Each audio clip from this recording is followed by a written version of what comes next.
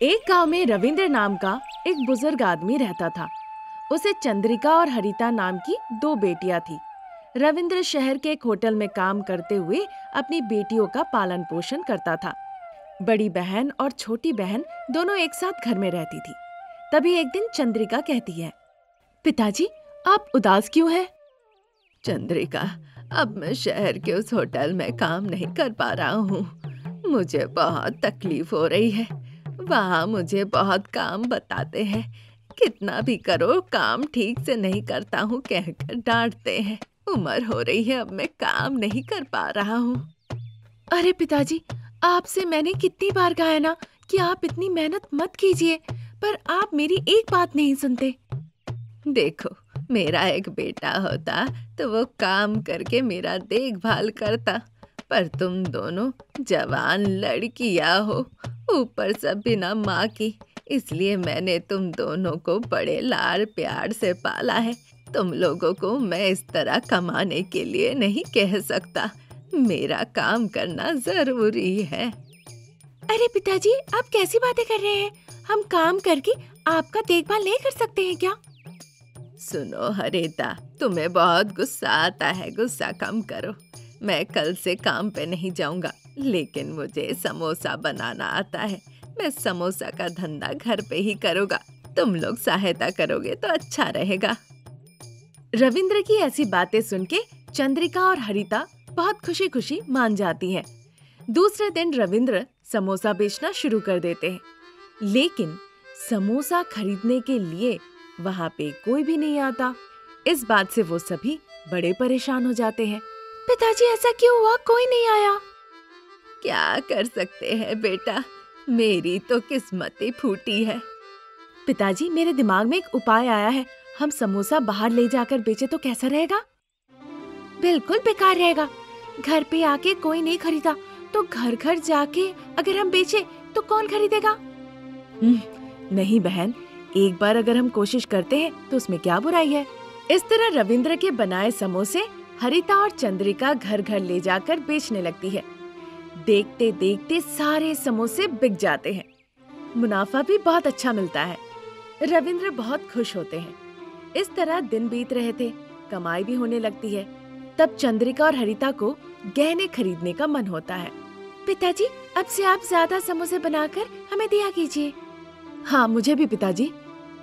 क्यों बेटा, ऐसी क्या जरूरत आ पड़ी? मुझे एक नेकलेस खरीदने का मन हो रहा है। अगर ज्यादा समोसे होंगे तो ज्यादा पैसे आएंगे ना। मैं भी अभी त्योहार में एक सिल्क की साड़ी लेना चाहती हूँ, इसीलिए मुझे ज्यादा समोसे बेचना है पिताजी। अरे, ये कैसा पागलपन है? लालच की भी हद होती है। इतने सारे समोसे बेचना मुश्किल है। मैं अकेला इतना नहीं बना सकता। तुम लोग अपने फैसले बदल लो। आप नहीं बनाएंगे तो मैं खुद ही बना लूंगी। मुझे भी समोसे बनाने आता है। हाँ, फिर मैं भी समोसे बनाऊंगी पिताजी। मानो या ना मानो, अब तुम्हारी मर्जी। इस तरह पिता के बात ना मानकर दोनों बहनें समोसा बनाकर एक ही जगह से बेचना शुरू करती है। अब बेटियों के बीच में रविंद्र क्या भी बोले। चंद्रिका और हरिता एक दूसरे से ज्यादा समोसे बनाने में जुट जाती है। देखो हरिता, मेरे साथ कंपटीशन करके समोसे मत बेचो।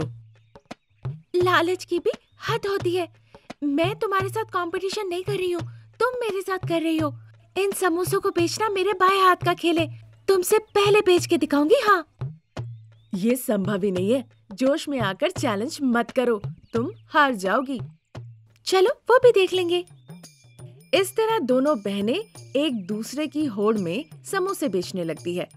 चैलेंज करने की वजह से दाम कम करके वो दोनों बहनें बेचने लगती है। आइए आइए आइए, गर्मा गर्म समोसे 100 रुपए में 4 समोसे ले जाइए। मसाला समोसा केवल 50 रुपए में। आइए साहब, आइए, गर्मा गर्म समोसे खा के जाइए। गर्मा गर्म समोसे आपके लिए अब सिर्फ 50 रुपए में। आइए आइए, स्वादिष्ट समोसे खरीद के ले जाइए। आइए बाबू, आइए, गर्मा गर्म स्वादिष्ट समोसे सिर्फ 10 रुपए में लेके जाइए। इस तरह दोनों बहनें जब एक दूसरे से कंपटीशन करके समोसे बेच रही थी, तभी वहाँ पे रविंद्र आ जाते हैं। दोनों बेटियों पर उन्हें बड़ा गुस्सा आता है और वो भी समोसे बेचने लगते हैं। आइए बाबू आइए, गर्मा गर्म समोसे सिर्फ 1 रुपए में खाइए और साथ ही ले जाइए। इस तरह रविंद्र के 1 रुपए में 1 समोसा बेचने पर लोग रविंद्र के पास जाकर समोसा खरीदने लगते हैं। देखते ही देखते रविंद्र के सारे समोसे खत्म हो जाते हैं। दोनों बेटियों से पहले ही रविंद्र बेचकर घर लौट आता है। शाम को जब दोनों बेटियां घर आती हैं, उन्हें देखकर वो हंसने लगते हैं। ये क्या किया पिताजी, हमसे कंपटीशन करके हमसे कम दाम में समोसे बेच रहे थे। इस कारण आपको नुकसान हुआ ना पिताजी, आपने ऐसा क्यों किया? देखो बेटा, तुम दोनों अनजाने में ही गलती कर रहे थे। मैं तुम लोगों की गलती सुधारने के लिए गलती कर रहा था। तुम दोनों एक दूसरे को चैलेंज करके कम दाम में समोसे बेच रहे थे, जो कि गलत है। ऐसा करने पर हमारा ही नुकसान हो रहा था। मिलजुल के काम करने पर ही सफलता मिलती है। हमारे काम बनते हैं। दोनों मिलकर समोसा बेचो तभी मुनाफा होगा, वरना मेरी तरह नुकसान ही होगा। अब से ऐसा मत करना, मिलजुल के काम करो, तभी तो घर में सफलता आएगी। रविंद्र की बातें सुनकर दोनों बहनें देर तक सोचती है, फिर उन्हें अपनी गलतियों का एहसास होता है।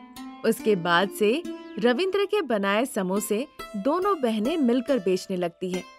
होने वाली कमाई से जो बचत करते हैं उससे वो मनचाहे कपड़े और गहने खरीदते हैं और इस तरह मिलजुल के रहने लगती है।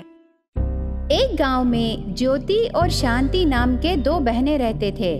उनका पिता रविंदर एक शराबी था। हर समय शराब पीकर उनकी बेटियों को परेशान करता था। उनके पिता के वजह से ज्योति और शांति मन शांति से नहीं रह पाते थे। एक दिन रविंदर भागता हुआ घर के अंदर आकर छुप जाता है। रविंदर का पीछा करते करते थोड़ी देर बाद पास गांव के जमींदार विनय आता है। अरे रविंदर, तुम मुझे धोखा नहीं दे सकते। इसी वक्त तू बाहर आ, नहीं तो मैं अंदर आऊंगा। साहब, हमारे पिताजी ने क्या किया? क्या किया है उसी से पूछो बेटी। उस पर भरोसा करके मैंने काम दिया, पर वो मुझे पीठ पर मारा। क्या हुआ साहब? मेरे पिताजी पैसे चुराए क्या? वो मेरे मुर्गियों के फार्म को सर्वनाश करना चाहता है। यहाँ रहे बहुत सारे लोगों को मेरे फार्म पर नजर है। मेरे व्यापार को कैसे सर्वनाश करना है मेरे दुश्मन सोचते रहते हैं। मैं तेरे पिता पर भरोसा करके मुर्गियों के दवाइयाँ लाने को भेजा। तो क्या किए साहब? तेरा पिता मेरे दुश्मनों से हाथ मिलाकर मेरी मुर्गियों के फार्म को सत्यानाश करने की दवाइयाँ लाया है। वो दवाइयाँ खाकर बहुत सारे मुर्गियाँ मर गए हैं। पता है कितने पैसों का नुकसान हुआ है? मरने के सिवा मुझे और कोई चारा नहीं है। अरे, कितनी बड़ी गलती हो गई। चिंता मत कीजिए साहब, मेरे पिताजी बहुत बड़ी गलती की है। वो हर रोज हमें भी बहुत परेशान करते हैं। हमारी माँ चले जाने के बाद वो हमें मारना शुरू किए। शराब पीकर हमें हर रोज डांटने लगे। शराब की आदत में पड़कर हमारी देखभाल करना भी बंद कर दिए। कोई काम करके हम जिंदगी बिता रहे हैं। अभी हमारे पिताजी के किए काम के वजह से हमें शर्म लग रहा है। आप मर जाने का निर्णय मत लीजिए। अब मैं क्या करूं बेटी, बहुत सारे मुर्गियां मर गए हैं। सिर्फ थोड़े से मुर्गियां ही बचे हैं, वो भी धीरे धीरे मर जाएंगे। मेरे व्यापार को पूरी तरह से नुकसान हुआ है। उस नुकसान से मैं ऊपर नहीं उठ सकता। समझ में नहीं आ रहा क्या करूं। साहब, आप हमें सिर्फ एक मौका दीजिए। बाकी मुर्गियों को हम देखभाल करेंगे। हमारे पिताजी के किए गलती को हम सुधारेंगे। हमारी बात सुनिए, हम आपको नुकसान नहीं करेंगे। देखो बेटियां, तेरे पिता के किए काम के वजह से तुम्हें भी क्षमा नहीं करनी चाहिए, पर तुम दोनों मेरी सहायता करना चाहते हो, इसीलिए मैं तुम्हें एक मौका देता हूँ। मेरी मुर्गियों की पूरी जिम्मेदारी तुम्हें ही उठानी पड़ेगी, नहीं तो तुम्हारे पिता को जेल भेजूंगा। ऐसे विनय कहने पर दोनों बहनों को एक तरफ खुशी होती है और एक तरफ डर शुरू होता है। उस दिन रात को दोनों बहनें बहुत सोचते हैं। अगले दिन सुबह सुबह विनय के मुर्गियों के फार्म के पास जाते हैं। वहां रहे मुर्गियों के लिए दवाइयां तैयार करते हैं, चारों ओर साफ सफाई करते हैं मुर्गियों को पानी रख के दाना डालते हैं। रात भर वहीं सोकर मुर्गियों का देखभाल करते रहते हैं। 1 हफ्ता बाद वो मुर्गियों को कुछ नहीं होता। सभी मुर्गियां बहुत तंदुरुस्त बन जाते हैं।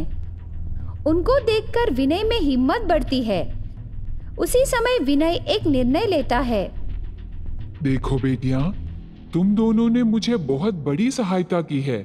ये मुर्गियों का फार्म नहीं रहने से आज मैं जिंदा नहीं रहता। मैं तुम्हें थोड़े से पैसे देता हूँ। दया करके तुम दोनों वो पैसे लो।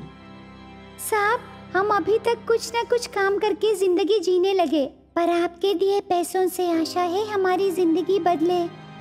हम यहाँ रखे मुर्गियों के अंडों को खरीद के उनसे व्यापार करना चाहते हैं। आप हमें हर रोज मुर्गियों के अंडे देने से हम आपको पैसे देंगे। मुर्गियों के अंडों से क्या करना चाहते हो?